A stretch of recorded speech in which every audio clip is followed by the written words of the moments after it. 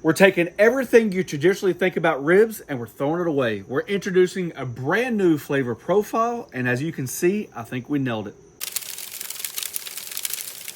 Don't click off just yet. You got to hear me out, right? So you either got to have faith in the system or you're going to buck the system. The idea is ribs, in my opinion, get overshadowed by what they can do. I think all too often our first go-to is low and slow barbecue style, whether it be dry rubbed and sauced, or sauce all the way, you name it, wrapped, naked, whatever. Ironically, a lot of times I talk to people behind the scenes and I don't know if it's just age, I don't know if it's just for pure flavor profile. A lot of times a good salt, pepper, and garlic on a rib is sometimes all we need. Are you crazy? Like, especially on those beef ribs you made one time. Yeah, absolutely. Very simple. You really tasted the meat and not just sugar. Correct. Stumbling through some ideas. I love to kind of create, I wouldn't call it infusion, but I would call it more like, what if you're here? What if you're there? Hear me out. What about like a Tuscan style rib? If you take pork at its purest form, it's fatty, it's meaty, and it basically is a canvas for all your flavors. So instead of going the barbecue route, me and Chef Tim Clowers did a porchetta not too long ago. We did like the garlic, the lemon, the herbs, and all that stuff, and we both agreed like it blew our minds. So I'm going to try to mimic that idea, but completely different. It's just how your mind works, right? You start going down an alley, and then all of a sudden you start creating like steam of what can go in it, and it just goes and kind of mirror that. So this is what we got. Hodgepodge, okay? We got some ribs, check. Lemons for that freshness, because that citrus is going to help cut through the fat. Fresh garlic. We're going to use good old salt and, of course, black pepper. Instead of spritzing it with apple cider vinegar, we're going to do the red wine vinegar, mirroring those flavors. A good olive oil. My shake that, which is salt, pepper, garlic, and butter. Right at the very end, a light drizzle of balsamic glaze. That's going to mimic what we thought would be kind of like the idea of like a glaze or a barbecue sauce, but cut back on it. And then you got your traditional herbs. I don't know what position they're in, but we got like basil, fennel, rosemary, what is this? Thyme, and some crushed red pepper, however it works out. But I'm gonna show you a little trick. We've done it on the Flat Top King several times, and kind of gives you like a behind the scenes of how we would create a seasoning blend for something. And it's just like a quick little idea. So let's get started. First things first, right? When you're creating a blend for something, obviously red pepper would not be used as much as, let's say, basil, fennel, rosemary, salt, or pepper, right? So the idea is, got a piece of butcher paper. You can use a sheet tray. You can use a whatever you want to do. I mimic the idea of seasoning like this, and how many passes you want over there depends on how much seasoning you're going to use, okay? So the butcher paper is about this big, and I know that my circumference of this, my area, is about that big, right? It's just practice. So this is what we're going to do. Rosemary, not a huge fan of it, so I'm going to go light on it, one pass. So that's for one rib. Like I said, coarse red pepper, not near as much as that, so if you want it hotter, you can. Let's see, a little thyme. We can go a little bit more aggressive on that. Basil doesn't need to be in there, but let's go ahead and use it. I mean, if you could just smell this already. And then the star of the show, the fennel seed. You can use fresh. I opted to use dry and everything because I want to show you something, but this is very strong as well. And remember, this is for both sides of the rib.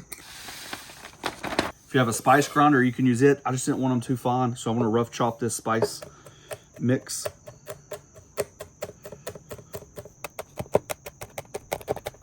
Looking at it roughly, that's about 1.5 tablespoons of seasoning just for the herbs. That's not salt, pepper, or anything else. All I did is double the seasoning exactly the way you saw it. Garlic, I'm looking at about 2 cloves per rib, finely minced.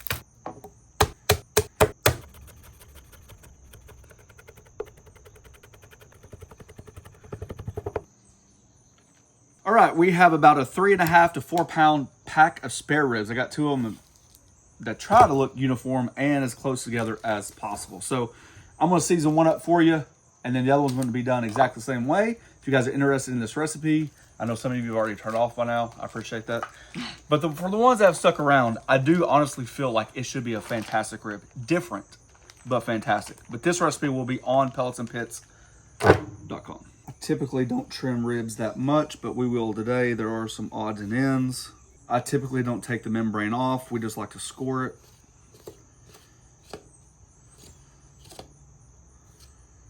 Give it a good pat, dry it out.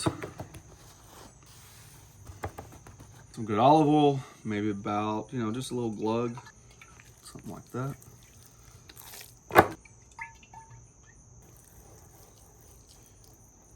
All right, so that's how we're gonna do this. So this needs to be cut in 4s, so just pace yourself.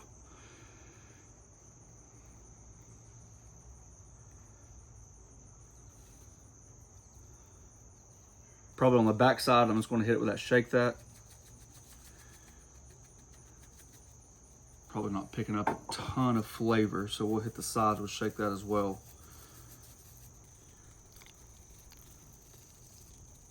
Come back in with some coarse black pepper. Not as much as that one little spot got. Not much garlic at all on the bottom. Probably a waste, honestly, at the bottom. You can throw some garlic powder on there if you wanted to, but that shake that has it in there. And then for the zest, we're gonna zest about half the lemon on the bottom side.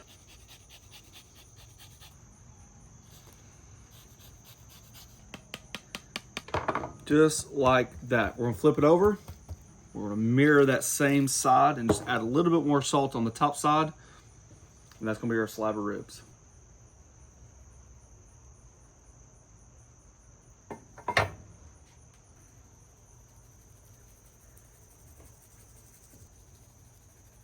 All right, that rib's done. I'm gonna do the other one exactly the same way.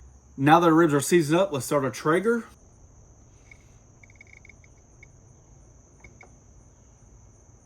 I know it might seem like a hot temp, but remember, when I was going through that rabbit hole of how to cook these, I wanted to stay away from the traditional style low and slow. I think you can also build texture based on your temperature. Typically ribs are, you know, if you wrap them and stuff like that, a lot of times they get bone, would fall off the bone, right? So you bite through them. But I wanted a little bit of like a bark on the outside. Imagine the idea of a chicken breast, and we say that anything above 300 will help render the fat. Same thing with the pork. Typically, you would finish pork about 275 after smoking, whether it be a butt. Briskets are the same way. So with a pellet smoker, we're gonna keep it on there 275 and let it ride the whole way.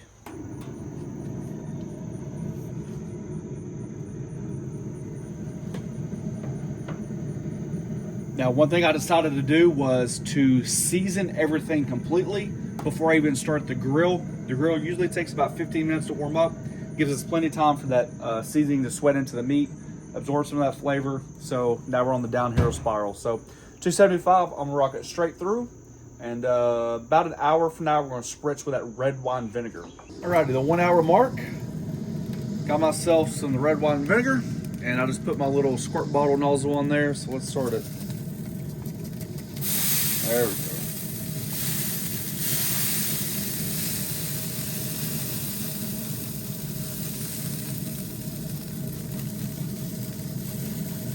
Now, I'll probably go a little bit heavy, but I love the vinegar and the pork. Boy, that looks good. All right, a few more hours. I'll probably spritz it one more time, and that's probably it, because that lemon, you don't want to overdo it. Ribs are about 180 degrees, so looking good. This will be the last spritz we do.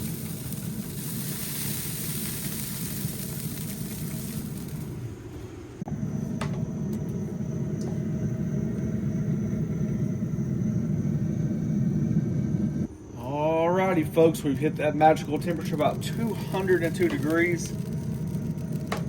I think they look fantastic. Beautiful color. You see we got a lot of renderization. Is that a word? Can you hear it? I mean, it's drier. Yeah. And that's what I was looking for, because this is all about texture as well. So, balsamic glaze. And I'm not going to overdo it.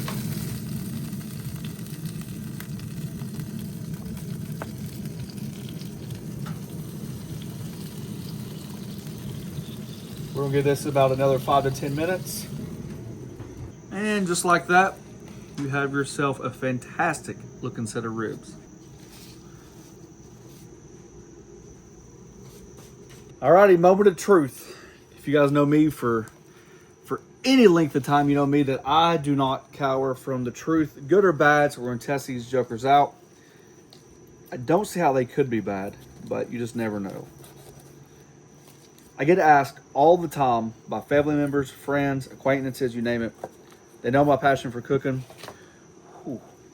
What's your favorite thing to cook? And to me, it's not about my favorite thing to cook. It's about the cooking journey and trying different things. And this is definitely one of them. Texture, traditions thrown out the window, all about it.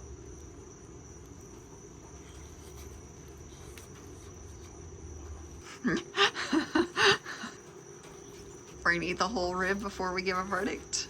The texture is absolutely spot on. Spot on.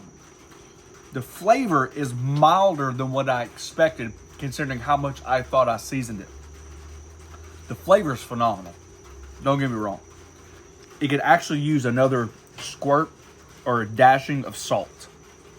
Really? You're about to find out. Everything about it screams 8 or 9.0 out of 10. The only thing it's missing is just like a little And I thought we'd have got that through the citrus, through the balsamic vinegar, and I was... Here, let's squeeze some lemon on. Well, I guess you can do that too. Let's try. Hell, that could be what it's missing right there. Little pop of citrus. Yep. Kid, that nailed it. Boy, that makes it different. Wow. I know you got that knuckle. That pop of citrus. I could almost even use a tad bit more balsamic glaze. Yeah. The thing I like about it, it's different. Oh, that citrus is there. That's what you need. Taste that. Finish it with one good squeeze of lemon, and you got yourself a 9.5 rib. The freshness. Not good. It's the lemon. It just needed that little pop. Now that we know the lemon can add that little pop was what I was looking for. Because you don't get that on barbecue style, right? You're not looking for that on barbecue. It's almost like how sometimes at the end of barbecue, you'll come back in and add one more glaze and one more spritz of seasoning, just for a little pop. I think that's kind of like what is missing, but that lemon does it all for you. They feel light eating. Yep, refreshing. Yeah, just adding that one little lemon on there, I think it just helps cut through that fat. This is my love language. All right, guys, thanks for not clicking off. Thanks for making it this far. As always, thanks for watching. Don't forget to press that subscribe button, pound the notification button, share it with your friends. Oops, getting tongue twisted up there. Well, I'll tell you what, right there's a pretty dang rib.